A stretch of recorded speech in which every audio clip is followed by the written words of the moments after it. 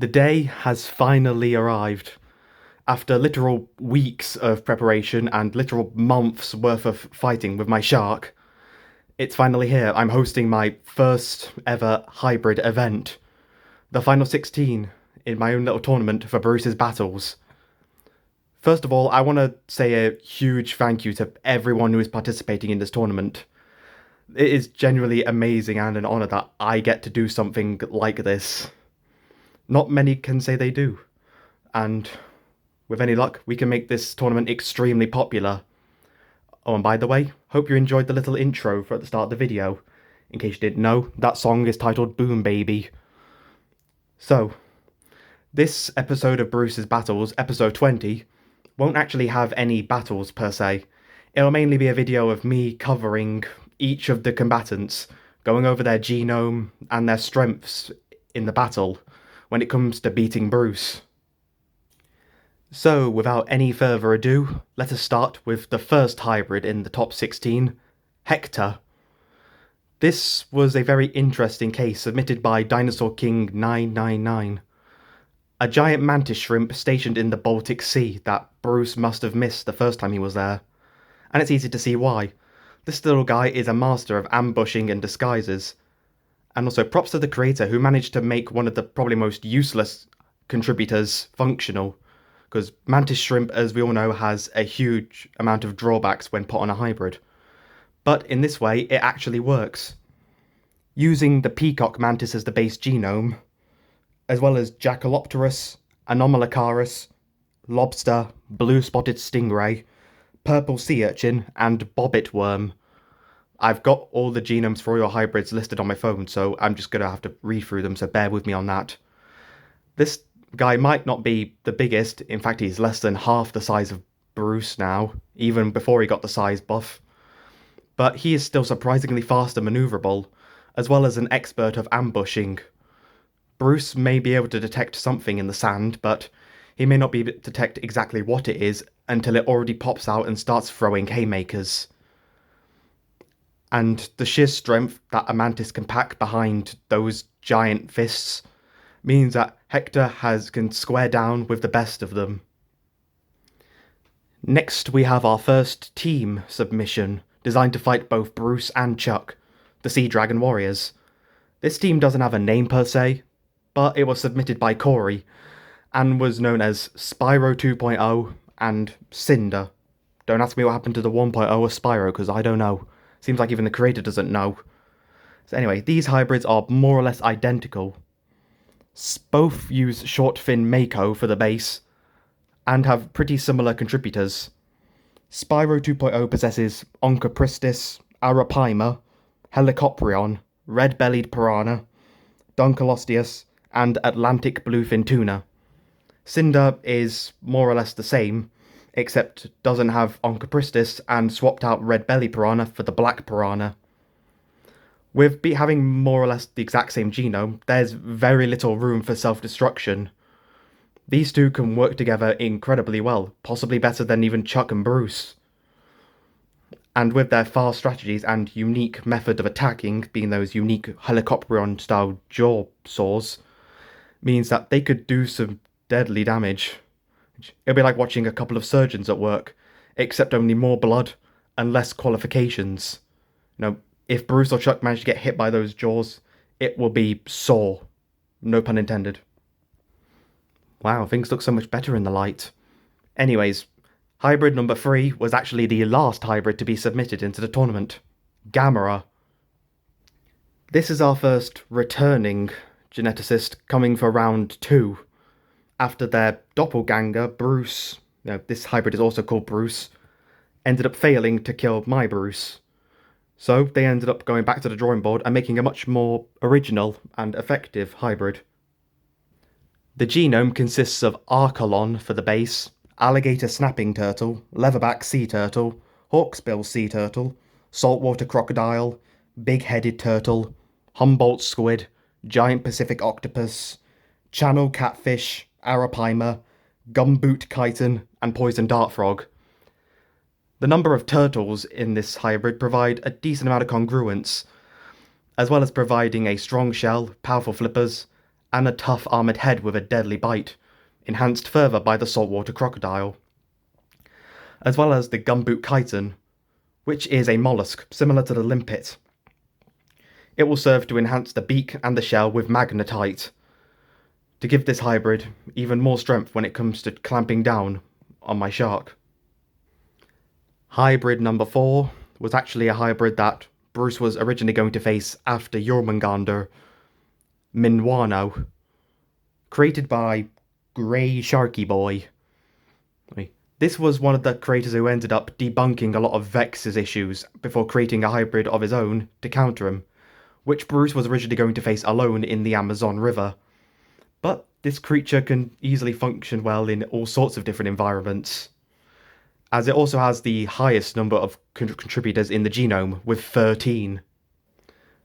Minuano was a hybrid who tried to beat Vex at her own game, using Tylosaurus for the base, and adding on to that with sailfish, short-fin mako, arapaima, parrotfish, pilot whale, Trinidadian guppy, bull shark, tiger shark, poison dart frog, Fitzroy river turtle, Salpa salpa, and the blue tang. Now this creature ends up actually utilising the both air-breathing and water-breathing mechanic thanks to the Fitzroy river turtle, instead of just putting gills on a mammal, or vice versa. So instead, the gills are in its butt, which allow it to actually stay down under for a lot longer, being allowed to do what Vex was able to do, being able to function both in and out of water pretty well, as well as the fresh and salt water thanks to the bull shark contributions. Its speed, collapsible sail, fluorapatite reinforced teeth similar to Bruce, and the special weapon on near its tail, those large spikes coming from the blue tang, means that this hybrid has many different ways of attacking. This could easily be one of the favourites to win. The next team submitted was by JRN007. I think that's how it was right. So this is Jill and Golem, another team that also didn't have a name. So, starting with Jill, she contains sea turtle for the base, common snapping turtle, giant river otter, regular river otter, archelon, spinosaurus, and leech. With a large spiky shell and large leech-like teeth, as well as a spinosaurus tail to provide better propulsion through the water, Jill is another solid turtle. Golem is a giant squid, utilising that as the base, as well as blue-ringed octopus, Camarasaurus, pistol shrimp, and giant Pacific octopus. This smart squid is very well armoured from its giant Camarasaurus shell, and its fast strikes from the pistol shrimp will mean that Bruce won't really see what is coming until he's already been struck by it. Just so you know, I might be sugarcoating these hybrids a bit. We'll go into the negatives next time when the tournament matches begin. So, next up we have Khan, submitted by Gold Science, which was made to fight Vex in the Mediterranean after their previous hybrid, Le Fish, failed because it was a shark. And I didn't know this, but apparently Vex wasn't going to fight shark contributors, since they were apparently overused, despite the fact that I've only seen a handful of shark hybrids on YouTube.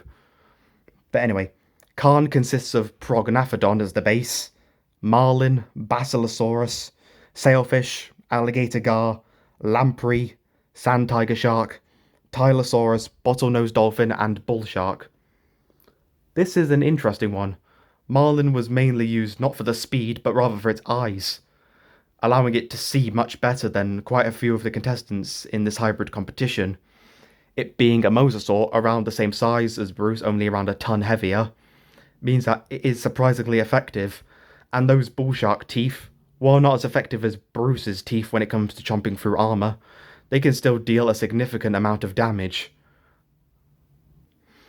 The next team actually has a name, Team Aurora, and this is the first submission, and the only submission, made by two separate creators, starting with the bioaccurate Gasopod, created by the same guy who made Reaper, Master Dragon, the same guy who made Korn, which is very interesting considering this guy obviously knows what he's doing with his hybrids. So, this Gasopod is surprisingly simple, consisting of a leopard seal for the base, Yeah, seals. No, sharks usually end up hunting seals. It kind of reminds me of Mundosaurus from the Final 16 in the Great Hybrid War by Goji Center, utilizing the prey of the opponent to try and kill the opponent. Anyways, other contributors include elephant seal, pilot whale, black dragonfish, hagfish, and boxfish. A very interesting hybrid, able to be surprisingly maneuverable, being able to keep up with Bruce is very smart, as well as that special hagfish slime mixed with the boxfish venom, meaning the slime is going to have a bit more kink to it. Moving on to the bone shark, made by Metriogenetics, the creator of Vendor, another shark which Bruce and Chuck were able to fend off. And I feel like I need to apologise in advance because I feel like this might be my least favourite drawing in the final 16 for this tournament. I don't know why, but it just doesn't really look right. Anyway, because drawing mammals is much harder than drawing normal fish, thanks to their weird tail flukes. But anyway, this is also another very simple hybrid, consisting of Dorodon for the base, which means this bone shark isn't technically a shark, arrowhead dogfish, pilot whale, saltwater crocodile, and pleco, a species of armoured catfish, which is used to armour this hybrid. While apart from being the best armour, it's at least providing some protection, and those saltwater crocodile jaws can definitely do a lot of significant damage. Plus, with both of them containing pilot whale, means they're able to get along pretty well with each other, being able to attack, plan, and strategize with alarming efficiency. We have now reached the halfway point, and the next hybrid submitted by Score Polital is Brace. Another very simple hybrid, consisting only of lead Sickfist for the base, Megalodon, Arapaima, Dunkleosteus, and Electric Catfish. The sheer size of this creature, as well as its incredibly heavy armour and strong jaws, means that Bruce is going to have a hard time damaging this thing, as well as Brace having a potential one-shot kill ability with those jaws. Hybrid number 9 was the same guy who brought us Jormungandr, Hornraptor Pro, and they modified their existing jellyfish hybrid, Ragebait, for this tournament, making it probably have the simplest genome in this final 16.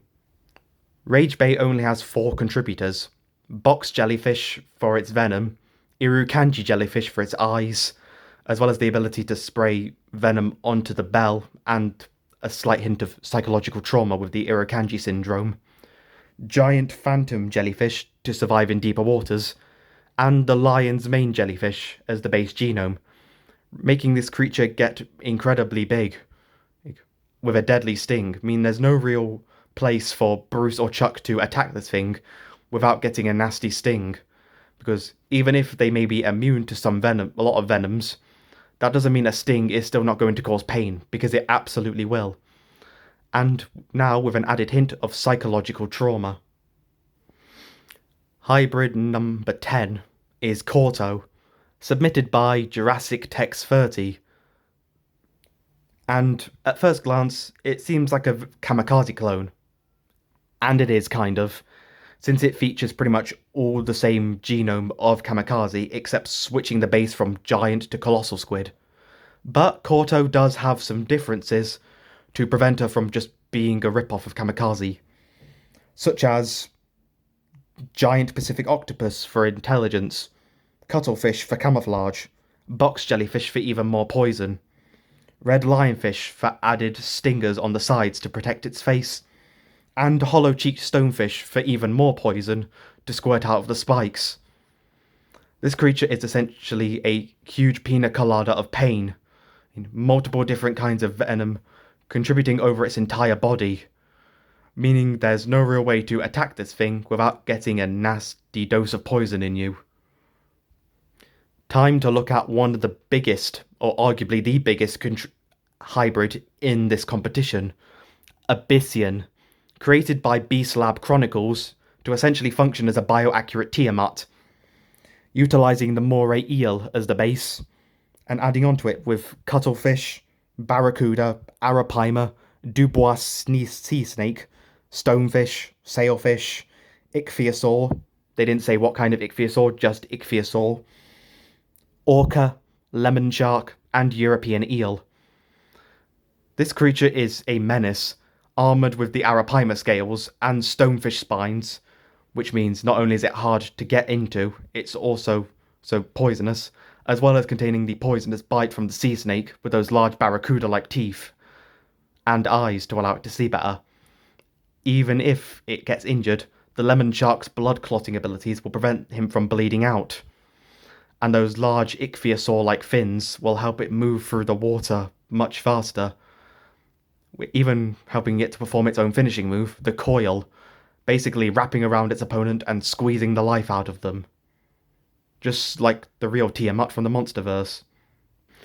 Our next submission is another team one, made by the creator of Aurora. This is Deccan and Carabidus, known as the Salty Assault. Two surprisingly simple, speedy, effective sharks, both having the same genome. The Cretaceous shark Cretoxyrhina as the base, as well as Tychodus, whale shark, nurse shark, sailfish, swordfish, and pilot whale. These two end up exaggerating the billfish contributors that Bruce had, giving them large pointed bills, making their ramming attacks even more effective.